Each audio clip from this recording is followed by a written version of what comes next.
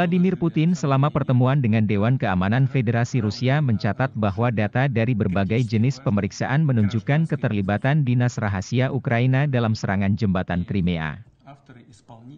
Presiden Rusia mengingatkan bahwa rezim Kiev telah lama menggunakan praktik di luar kemanusiaan, pembunuhan tokoh masyarakat dan perwakilan media di Ukraina dan Federasi Rusia, pemboman wilayah Donbas. Serangan terhadap pembangkit listrik tenaga nuklir Zaporozhia, 3 serangan terhadap pembangkit listrik tenaga nuklir Kursk, dan lain-lain. Menurutnya, Ukraina juga telah melakukan banyak upaya serangan keji terhadap fasilitas infrastruktur energi dan gas Rusia, termasuk upaya untuk merusak pipa aliran Turki. Pada saat yang sama, juga jadi penerima manfaat dari kejahatan semacam itu, termasuk insiden Nord Stream, sudah dikenal luas. Tidak mungkin membiarkan kejahatan seperti itu tidak terjawab. Pagi ini, sebuah senjata jarak jauh berpresisi tinggi di udara, laut, dan darat dilancarkan terhadap fasilitas energi, komando militer, dan komunikasi Ukraina, tandas Vladimir Putin. Jika serangan-serangan itu terus berlanjut di wilayah Rusia, tanggapannya akan keras dan dalam skala yang sesuai dengan tingkat ancaman. Tidak ada yang meragukan hal ini.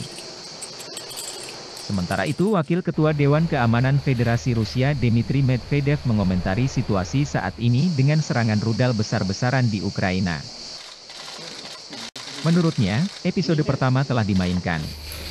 Pada saat yang sama, dia menjanjikan sequel. Dia menulis pernyataannya ini di saluran TG-nya.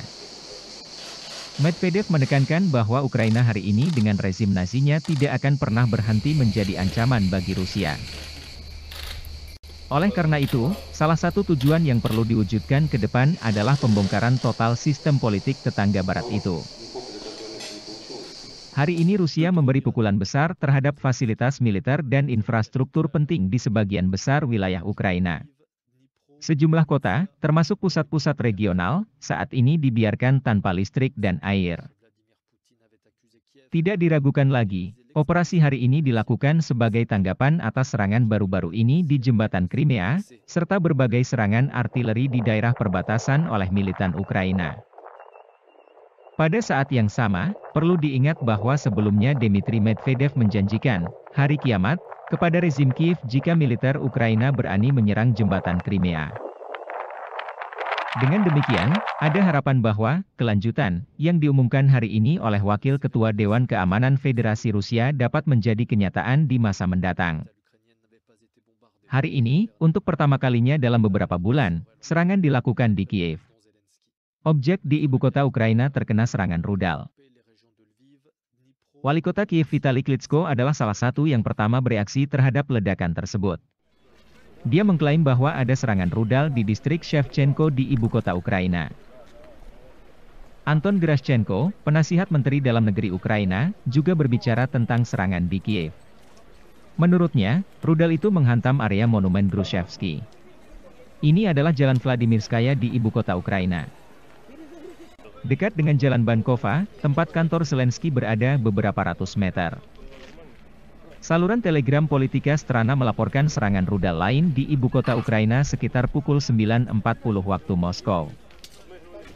Layanan kereta bawah tanah dihentikan di Kiev. Semua stasiun bawah tanah akan beroperasi sebagai shelter. Klitschko juga mengumumkan serangan rudal di distrik Solomensky di Kiev, mendesak warga Ukraina untuk tidak pergi ke ibu kota itu hari itu. Gubernur wilayah Nikolaev Vitali Kim melaporkan dihampiri sebanyak 47 rudal dan menulis bahwa penduduk kota berlindung di tempat penampungan. Serangan roket menyebabkan keruntuhan energi di Lviv, alih-alih lokomotif listrik, lokomotif diesel ditarik dari cadangan. Pihak berwenang Lvov setelah serangan roket di wilayah tersebut melaporkan masalah dengan listrik di kota. Wilayah kota tidak punya energi, pembangkit listrik termal kota tidak berfungsi. Di kota juga tidak ada air. Awalnya mereka melaporkan bahwa hanya ada air panas. Wilayah kota tidak punya energi, pembangkit listrik termal kota tidak berfungsi. Di kota juga tidak ada air. Awalnya mereka melaporkan bahwa hanya ada air panas. Menurut pemerintah kota, kapasitas cadangan saat ini sedang terhubung untuk menyediakan air ke kota. Selain itu, sepertiga dari lampu lalu lintas di kota berhenti bekerja, yang mempersulit pengaturan lalu lintas di jalan-jalan Lviv.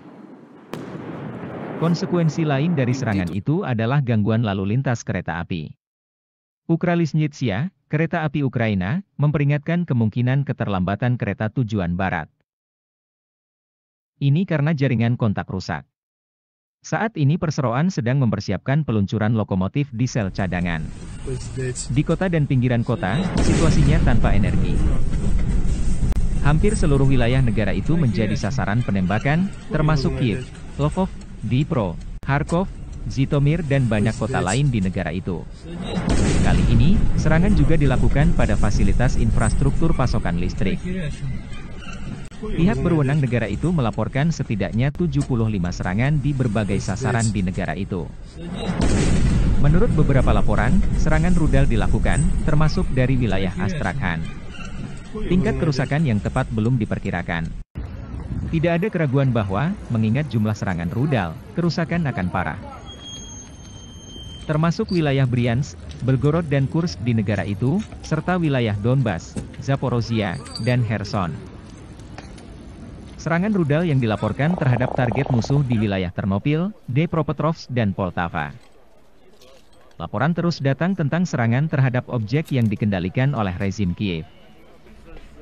Beberapa jam yang lalu, informasi datang tentang serangan terhadap target musuh di Zaporozhia, Dnipropetrovsk, Pavlodar dan Kiev. Setelah itu, laporan mulai datang bahwa Zhytomyr dan kota-kota sekitarnya benar-benar tanpa listrik, beberapa distrik Lviv dan Khmelnytskyi dimatikan energinya. Sekarang telah diketahui tentang beberapa serangan di target musuh di Ternopil dan wilayah Poltava. Diketahui tentang gempuran di daerah Kremenchuk. Ternopil, menurut data terakhir, juga tetap lebih dari setengahnya tanpa listrik. Zelensky mengklaim bahwa serangan dilakukan dari udara. Sebelumnya, ada informasi tentang dugaan kemunculan beberapa pembom Tu-95 MS di langit, yang melakukan serangan rudal terhadap objek rezim Kiev. Sementara itu, Kepala Pemerintahan Daerah Zhytomyr, Vitaly Bunenko, mengumumkan kekalahan tersebut sebagai akibat dari serangan rudal terhadap infrastruktur energi kota dan wilayah tersebut. Hal ini menyebabkan kota dan sebagian wilayah itu tanpa listrik.